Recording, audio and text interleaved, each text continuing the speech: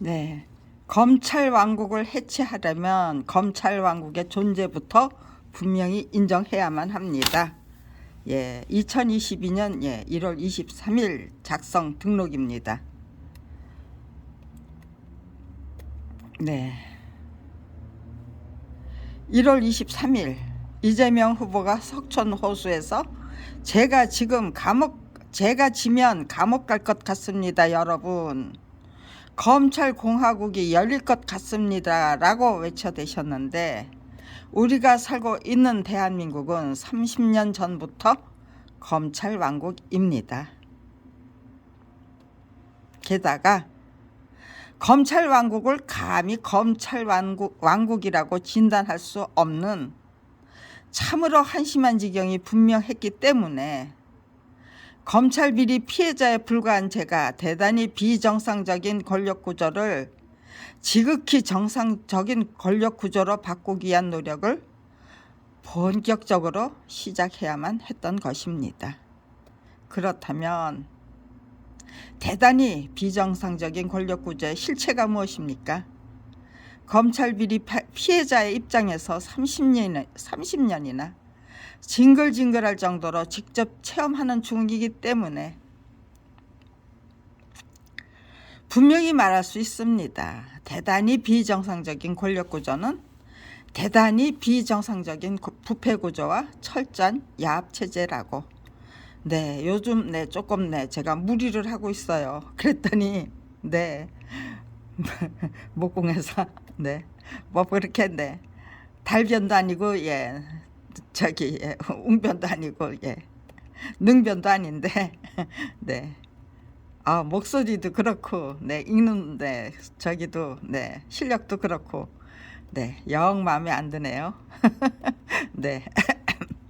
그럼에도 불구하고 제가 지금 작성한 글은 마음에 듭니다. 그래서 끝까지 읽겠습니다. 제 목숨 걸고 작성했고, 제 목숨 걸고 등록했고, 제 목숨 걸고 이제 마지막 마무리를 단단하게 당당하게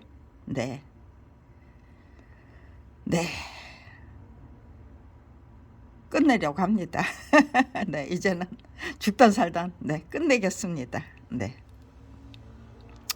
2017년 4월 인수위원회조차 꾸리지 못하고 당선이 되자마자 청와대로 들어가셔야만 했던 문재인 대통령과 문재인 정부는 국민인수위원회라는 명목으로 광화문 광장에 청원마당과 민원마당을 개설했기 때문에 1991년 작품은 저자의 동의 없이 매매될 수 있다고 공공연히 우겨대면서 감행했던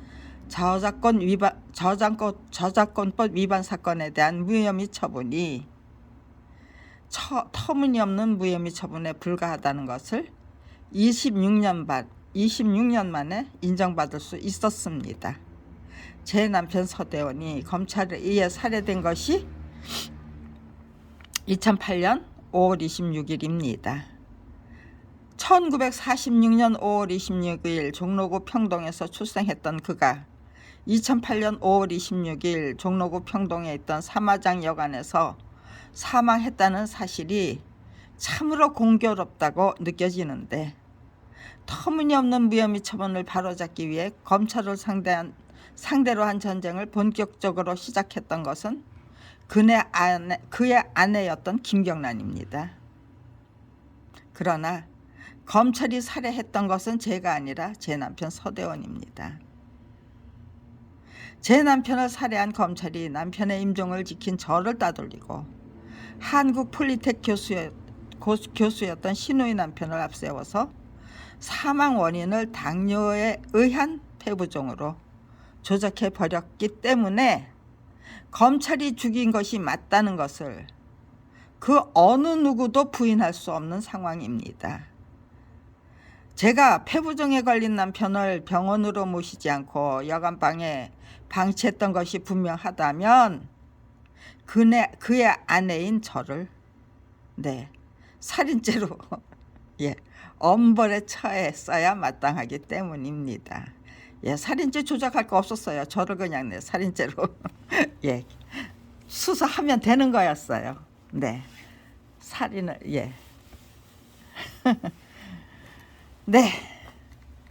신우의 남편이 처남인 서대원의 사인을 하필이면 폐부종이라고 말해버린 이유는 2008년 3월 신촌세브란스 의사를 하수인으로 앞세워서 서대원이 폐부종에 걸린 것처럼 조작했던 일이 분명히 있기 때문입니다. 젊디 젊은 의료진이 기도삭감부터 해서 인공호흡을 해야 합니다라고 말했을 때 제가 그러면 네 나을 수 있나요? 네, 예, 나을 수 있나요? 라고 묻자 네, 아니요. 인공호흡으로 연명하다가 예, 중환자실에서 죽게 될 것이라고 말했기 때문에 제가 단호하게 거절했던 것인데 그 당시 병원에 문병을 온 신우의 남편이 했던 말이 병원비는 걱정하지 말라였습니다. 제가 기도삭간을 거절한 후 신우의 남편이 방문했던 것이었고 그리고 나서 퇴원 명령이 떨어졌다는 사실을 저는 어떤 방식으로 받아들여야 했던 것입니까? 대학 교수인 신우의 남편은 물론 신촌세브란스 의료진까지 하수인으로 함부로 예, 부려먹는 검찰이 네, 저에게 너무나도 가증스러웠던 것은 정확하고 명확한 진단에 의한 올바른 판단이 아니라 터무니없는 오해에 의한 엉터리 판단이었습니까? 젊디 젊은 의사 선생님들이 저에게 취했던 행동이 분명히 말해주는 바가 무엇이었습니까? 그들이 검찰 하수인 역할을 제대로 수행했다는 뜻입니까? 아니면 그런 방식으로 검찰 하수인 역할을 모면하는 한편 제 남편 서대원의 수명을 2달 정도 연장했다는 뜻입니까? 네, 2달 후에 아무튼지간에 네, 살해 당해만 했던 거죠. 네, 2008년 3월 엉터리 진단 때문에 기도삽관을 당할 뻔했던 제 남편 서대원이 2008년 5월 26일 폐부종으로 죽은 것처럼 신우의 남편이 앞장서서 사망 원인을 조작해야만 했다는 사실이 분명히 말해주는 대한민국의 정체성이 민주법치주의 국가입니까? 아니면 검찰 왕국입니까? 그렇다면 조국 사태를 통해 윤석열 검찰총장이 실질적인 행동을 통해 분명히 증명해버린 검찰의 의지가 무엇입니까? 윤석열 후보가 대통령 선거에 출마한 목적이 무엇입니까? 검찰 왕국이 이대로 유지될 경우 대한민국은 어디로 갈 것 같습니까?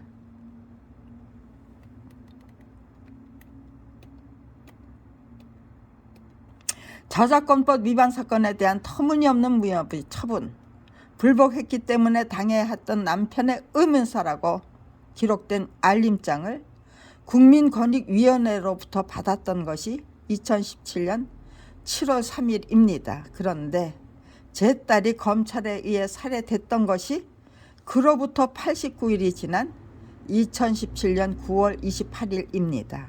그렇다면 2017년 9월 28일 제 딸이 살해당한 이후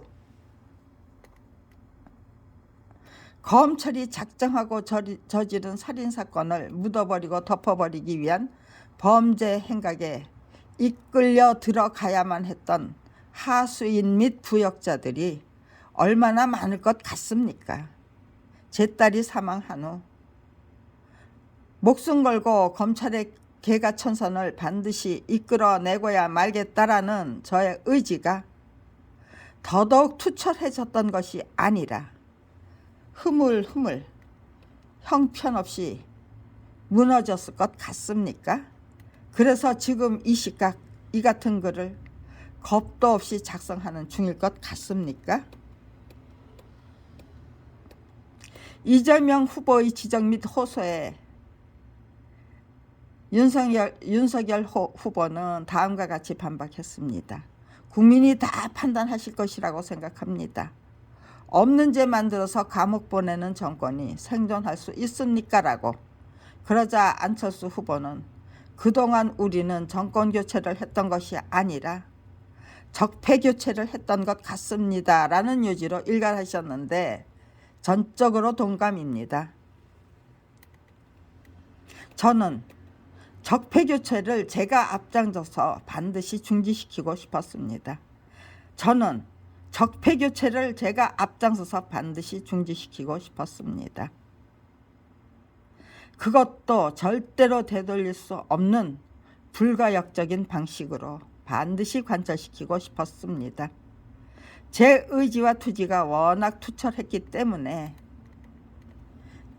30년을 한결같이 화랑간창이 되는 길을 진심으로 추구했던 것인데 검찰이 번번이 부역자와 하수인을 앞세워서 철저히 악착같이 방해했기 때문에 뜻을 이룰 수 없었던 것이 아닙니다.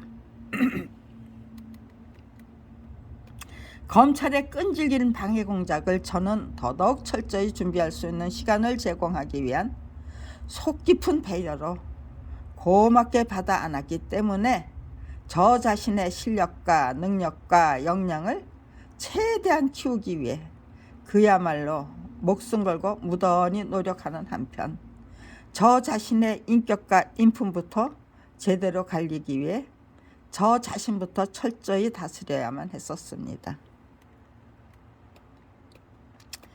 평범한 사람이 평범하게 사는 것도 나쁘지 않을 것 같습니다. 그것이 제가 바라던 저 자신의 인생이었습니다. 그렇다면 평범한 사람이 비범하게 살기 위해 혼신의 힘을 다해 30년을 한결같이 지극정성으로 끈질기게 노력을 해야만 했던 인생길은 억울하기 짝이 없고 분하기 짝이 없는 인생길입니까? 네. 대통령 후보 3분이 합작해서 저를 이런 글을 쓰게 만들어 주셨네요. 여기까지입니다. 일단 등록하겠습니다.